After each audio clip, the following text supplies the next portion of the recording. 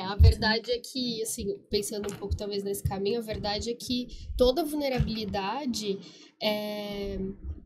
faz parte, né? A vulnerabilidade faz parte da vida do homem, da mulher, então do acho ser que talvez humano, aprender né? a lidar com as emoções, né? Sim. O domínio das emoções é o segredo. Se a gente fosse parar pra pensar, né? Sim. E aí é que tá um ponto, que dentro da caixa lá do Paul Kivel que ele criou, tava lá, por exemplo, não demonstrar emoções, não demonstrar fraqueza, não demonstrar, né, nada que remeta ao feminino. E aí a gente fica pensando o seguinte, bom, se o homem não pode demonstrar nada que remeta ao feminino, o que a gente está ensinando para as nossas crianças? Que o feminino, ele é algo ruim, né? Porque eu não posso sentir emoções, eu não posso chorar. Toda vez que eu fico falando sobre, gente, chorar é uma das formas de você esvaziar a sua tristeza, né? É biológico. É biológico. É a mesma coisa que você falar assim, eu tenho uma mão, mas não quero usar. Exatamente. Você tem lágrima porque... E às vezes eu falo isso, tem homens que falam assim, cara, mas eu não consigo chorar. Provavelmente porque desde criança foi ensinado, homem não chora, homem não chora, homem não chora. É uma repressão, né? E aí quando ele não chora, ele não esvazia a tristeza, essa panela de pressão explode.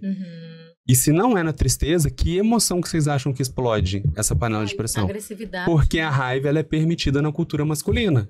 E aí, se você olhar nos números 180, que são o número de proteção às mulheres vítimas de violência, esses números, se você olhar os índices, eles crescem cada vez mais. E isso pode estar relacionado justamente por essa questão do homem que não pode perder. Então, eu perdi o relacionamento, ela é minha, né? Eu não posso perder. Eu preciso ser o forte. Eu não posso fracassar, eu não posso perder. E, gente, a gente precisa de questionar justamente isso, porque senão a gente reproduz violências. Sim.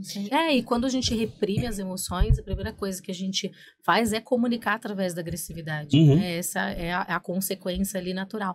E você já falou da questão do suicídio, né, Cris? Assim, os dados apontam que os homens, eles tentam menos, mas a letalidade é 4 vezes maior do que a das mulheres, né? Pensando até nos transtornos emocionais, as mulheres têm uma tendência maior a ter transtornos mentais e emocionais, mas os homens se suicidam mais, assim, né? A letalidade é maior. Aí entra o questionamento, né, Bia? Assim, será que as mulheres têm uma incidência maior? Ou será que a gente não tem dados suficientes para comparar com a população masculina? Porque os homens procuram menos naturalmente.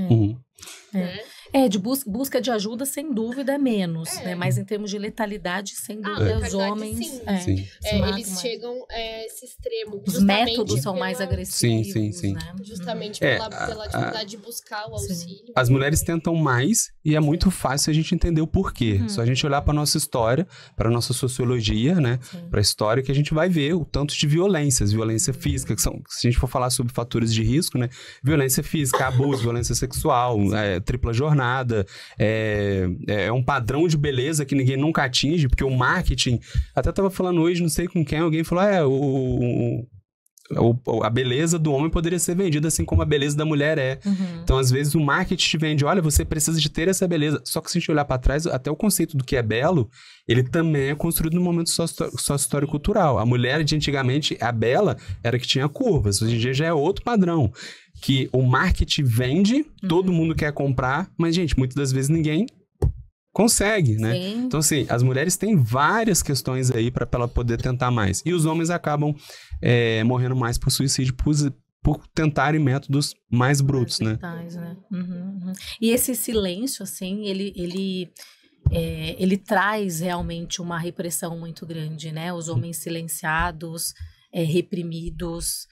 E isso, enfim, desde criança a gente ouve várias frases, né? Você tá chorando que nem uma menininha, não para com isso que isso é coisa de mocinha, né? Não pode agir desse jeito, você não pode falar sobre as suas emoções, enfim, tem essa repressão. E entra até a própria turma ali, né, entre os homens, se tem um amigo, um colega, que é um mais sensível, que é mais reflexivo, há enfim, zombaria com esse cara, né? Vão falar, e desconversam e trazem piada. Tem até uma autora, acho que é a Valesca alguma coisa, eu não me lembro o nome dela, mas que ela fala que ela tentou fazer um estudo para saber o que rolava nos grupos de WhatsApp masculinos. E aí, enfim... Não vou contar, hein, gente. Aí ela chegou à conclusão de que a maior parte das coisas eram piadas e coisas relacionadas ao sexo. Por quê? Porque até os temas que são importantes, até as datas, assim, em que são datas reflexivas, os homens transformam em piada ou em, enfim, questões relacionadas ao sexo, mas é como uma fuga para fugir realmente de um ponto de reflexão, né? Pergunto, nesses grupos, quando um homem sofre, quando ele perde o emprego, quando ele é traído, quando ele tem talvez um baixo desempenho sexual, se ele contar nesse grupo, ele vai ter apoio ou as pessoas vão rir dele? Né? Então, você falou aí sobre a questão do silêncio dos homens. Os homens sofrem, mas eles sofrem em silêncio porque eles não têm com quem contar, não sabem a hora de procurar ajuda e nem sabem quando procurar ajuda. Sim. E aí você falou a questão do autoextermínio aí. Se a gente colocar aí um dos maiores fatores de risco ao autoextermínio, a gente tem a depressão e o alcoolismo. No nosso país, a gente tem o alcoolismo aí que é incentivado o tempo inteiro. As marcas aí vendem que sexta-feira é dia de quê? Sábado é dia de quê? Depois de um jogo é dia de quê? Então, assim, se a gente quiser, de fato, né, combater o autoextermínio no nosso país, que é um dos países que tem esse índice aumentando, 83% dos países no mundo tem esses índices diminuindo. 17% dos países no mundo tem esses índices aumentando. Brasil está entre um desses países.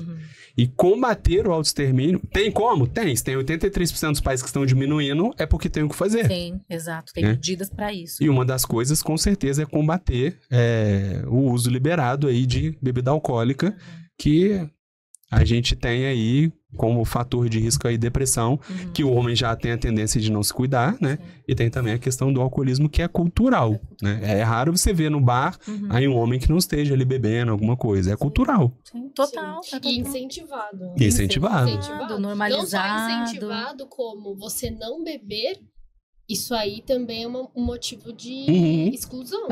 Sim. O homem que não bebe, que não toma cerveja... E às vezes até que não toma um porre, que não faz uma besteira. Exato. Pô, é o quê, né? É muito certinho. Né? Ele sofre ali uma exclusão do grupo social, porque existe realmente essa ligação, né? Esse reforço da comunidade masculina com relação a isso de eu preciso beber para estar no grupo. Né? O meu momento de lazer é beber. Socializar é beber. Existe um reforço muito forte, né? As marcas também trazem isso. Sim. E até é importante a gente pensar, se a gente for analisar o que o álcool faz, né? Por que o homem talvez tenha essa questão mais ligada ao álcool? Não só o homem, né? Todos nós, mas porque justamente o álcool ele vai amenizar, ele é um... Dá uma anestesia, né? Me fugiu a palavra, mas ele vai causar deprime o sistema nervoso central. Ele deprime o sistema nervoso central, exatamente.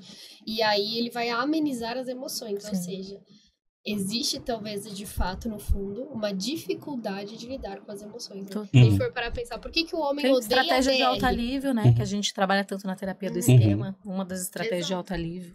Por que o homem tem dificuldade de ter DR, né? A maioria dos casais vão perceber isso. Ai, não, DR, pelo amor de Deus. Sim. Todo homem foge de DR, né? Se a gente for parar pra pensar... Tem até um videozinho bem engraçado, assim, que, nossa, morri de rir. Fiquei presa nesse vídeo um tempão. Que é uma mulher tentando, nossa, eu vim aqui, e conversando.